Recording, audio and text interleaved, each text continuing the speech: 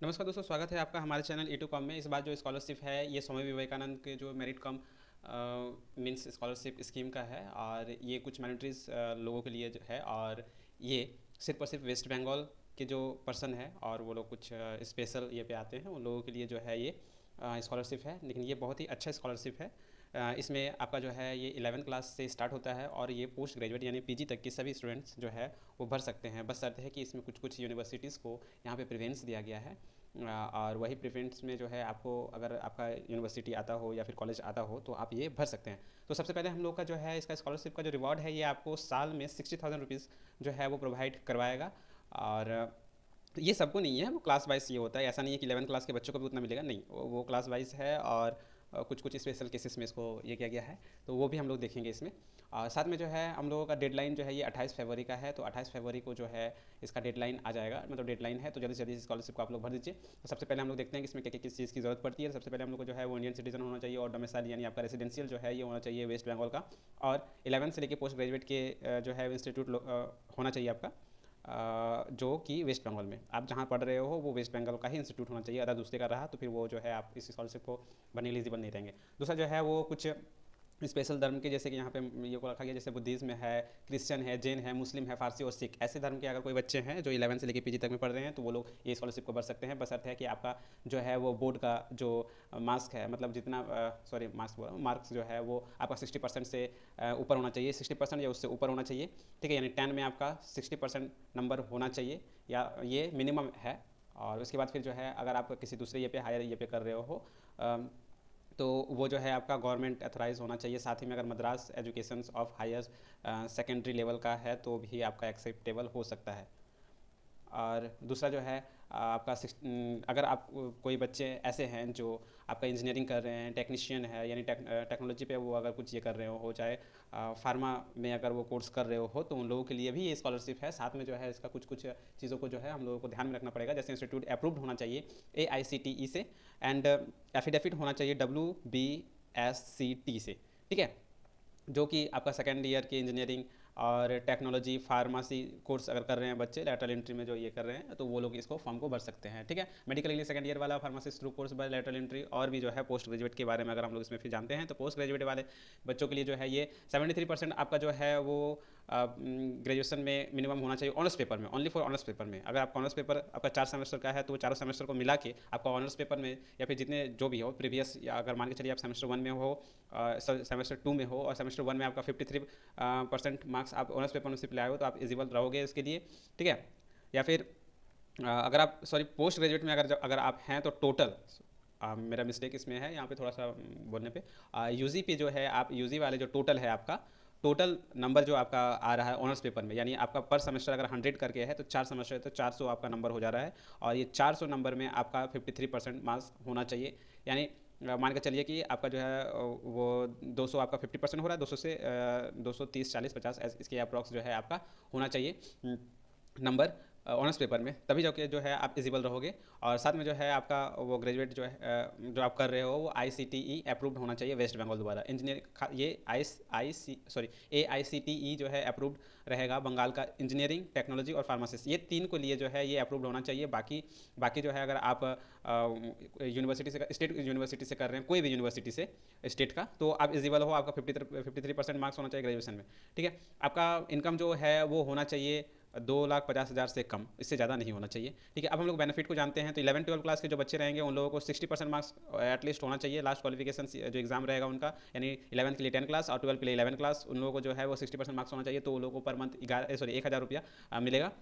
और UG arts के लिए, कॉमर्स के लिए जो है उन लोगों के लिए भी जो है वो 1,000 करके है। और अगर यूजी साइंस के स्टूडेंट्स जो है, चूँकि इसमें प्रैक्टिकल और बहुत सारी चीज़ों का इसमें ये किया गया है, तो वो सारे जो है उन लोगों को 1,500 रुपया जो है वो 1,500 रुपया वो दिया जाएगा। ठीक है, यूजी के जो प्रोफेशनल कोर्स कर रहे होंगे बच्चे, उन लोग को जो है प्रोफेशनल कोर्स जो है कर रहे हैं उन लोगों के लिए भी 1,500 का जो है वो अमाउंट को रखा गया है पर मंथ। पर मंथ, ऐसा नहीं है कि ये बस आपको साल में या फिर एक ही बार मिलेगा, पर मंथ मिलते रहेगा आपको। उसके बाद फिर पीजी के जो आर्ट्स कर रहे हो, कॉमर्स कर रहे हो, उन लोगों को 2,000 रुपया, पीजी से जो साइंस कर रहे हो वो 2,500 रुपया।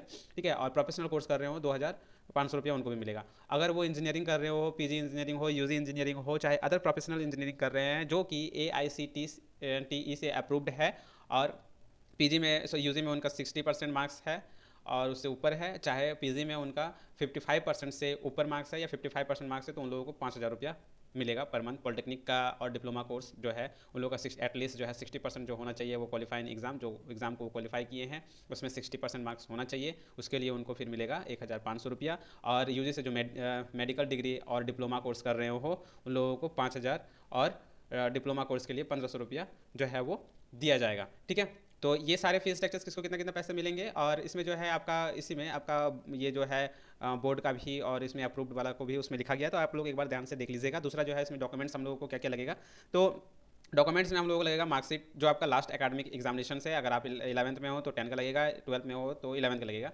ठीक है, फैमिली का जो इनकम सर्टिफिकेट है वो first page of bank passbook, bank passbook आपके अकाउंट में पैसा जो भेजा जाएगा वो आपका NEFT से नहीं भेजा जाएगा, आपको भेजा जाएगा आपके बैंक पासबुक के जो आपका जो बैंक अकाउंट नंबर है IFSC कोड जो है उसके माध्यम से भेजा जाएगा। तो उसके लिए जो है आपका बैंक का जो है फर्स्ट पेज स्कैन जो है वो लगेगा।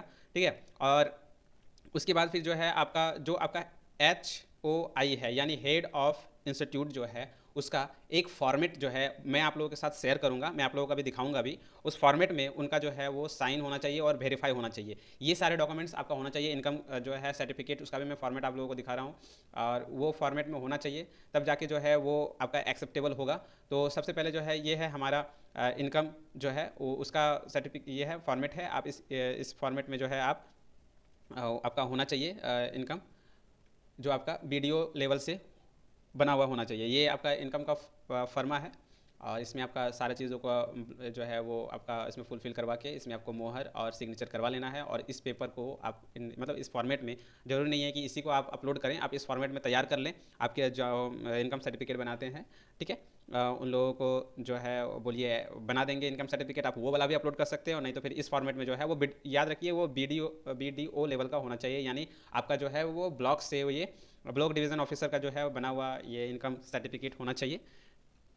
और अब इसके बाद फिर जो है ये हमारा जो है ये आपका इंस्टीट्यूट का जो हेड ऑफ इंस्टीट्यूट है उनका जो है इस फॉर्मेट में आपका ये सिग्नेचर यानी वेरिफिकेशन होना चाहिए। इस फॉर्मेट में वो आपका नाम और आपका इंस्टीट्यूट का नाम, और उसके बाद फिर जो है वो पूरा अपना विवरण, और उसके बाद यहाँ पे सील मोहर और ये सब सारे को लगाएंगे सिग्नेचर वगैरह करके, ये आपको दे दिया जाएगा और इसी को आपको यहाँ पे अपलोड करना है।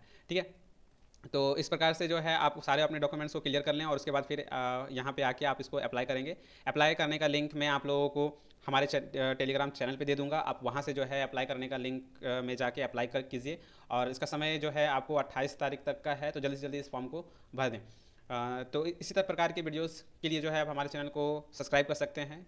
वीडियोज़ अच्छा लगा तो लाइक कीजिए। कुछ इसी प्रकार की इन्फॉर्मेशन चाहिए या फिर इससे रिलेटेड आपको कोई भी चीज़ को पूछना हो तो आप हमें कमेंट कर सकते हैं। हमारे वीडियो में बने रहने के लिए थैंक यू सो मच। तो इस एप्लीकेशन को अप्लाई करने के लिए सबसे पहले आपका जो है ये ऑफिशियल वेबसाइट है, इसका लिंक मैं अपने टेलीग्राम चैनल पे दे दूंगा। आप वहाँ से जो है इस ऑफिशियल वेबसाइट पे आप आ जाइएगा। यहाँ पे आने के बाद फिर आपको जो है रजिस्ट्रेशन में क्लिक करना है। रजिस्ट्रेशन में जैसे क्लिक कीजिएगा आपको 2 ऑप्शन आएगा, एक टॉपर एक नॉन टॉपर। तो अगर आप टॉपर हैं तो आपके लिए अभी ये प्रोग्राम को अभी स्टार्ट नहीं किया गया। नॉन टॉपर आप क्लिक कीजिएगा यहाँ पे, और उसके बाद फिर आपको एक इंस्ट्रक्शन दिया जाएगा यहाँ पे, जो कि ओपनिंग डेट आपको यहाँ दिखा रहा है। क्लोजिंग डेट अभी रिवील नहीं किया है, लेकिन एज ये जो है क्लोजिंग 28 को दिखा रहा है। ठीक है, तो आप जो है नीचे आइएगा, तो फिर यहाँ पे आपको सारे इंस्ट्रक्शंस देने के बाद आपको जो है यहाँ पे इसको क्लिक करना है, प्रोसीड टू रजिस्ट्रेशन करना है। आपको एक वेबसाइट का लिंक दिया जाएगा, अगर आप रिन्यू अगर कर रहे हैं या फिर रेस, तो आप वहाँ से डायरेक्ट जा सकते हैं। तो हम लोग अभी न्यू का अप्लाई करके मतलब देख रहे हैं कि कैसे हम लोग अप्लाई करेंगे। तो आप जैसे ही आप स्कूल से अगर कर रहे हो, ठीक है, हायर सेकेंडरी स्कूल से है, तो आप इसमें ये क्लिक कीजिएगा और इसका रजिस्ट्रेशन करने के बाद फिर जो है आप फॉर्म को फिलअप कीजिएगा। ठीक है, दूसरा जो है अगर आप किसी टेक्निकल एजुकेशन ले रहे हो या ट्रेनिंग ले रहे हो तो आप इसमें कीजिएगा पॉलिटेक्निक कॉलेज के लिए। ठीक है, और जनरल डिग्री कॉलेज यूनिवर्सिटी है तो वो आप लोग यहाँ पे क्लिक कीजिएगा। ठीक है, उसके बाद फिर अगर कोई इंजीनियरिंग कर रहे हो डिग्री और इंजीनियरिंग के लिए और टेक्निकल कॉलेज के लिए वो इस लिंक पे क्लिक करेंगे।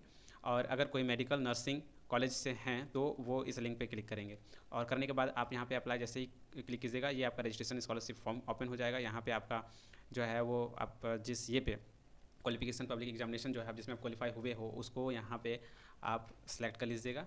ठीक है, उसके बाद फिर आपको यहाँ पे आपका यूनिवर्सिटी मांगे बोलेगा, यूनिवर्सिटी डालना। कॉलेज जैसे ही आप डालोगे, जैसे कि आप डालते हैं, मैं डाल रहा हूँ हायर स्कूलिंग पे है तो मैं सेकंड पे करता हूँ। अब यहाँ पे आपको जो है स्टेट बोर्ड का आपको नज़र आएगा, तो आप यहाँ पे सेलेक्ट कीजिए क्वालिफिकेशन, किस ईयर पे आप जो है वो क्वालिफाई किए हो उस ईयर को डालिए।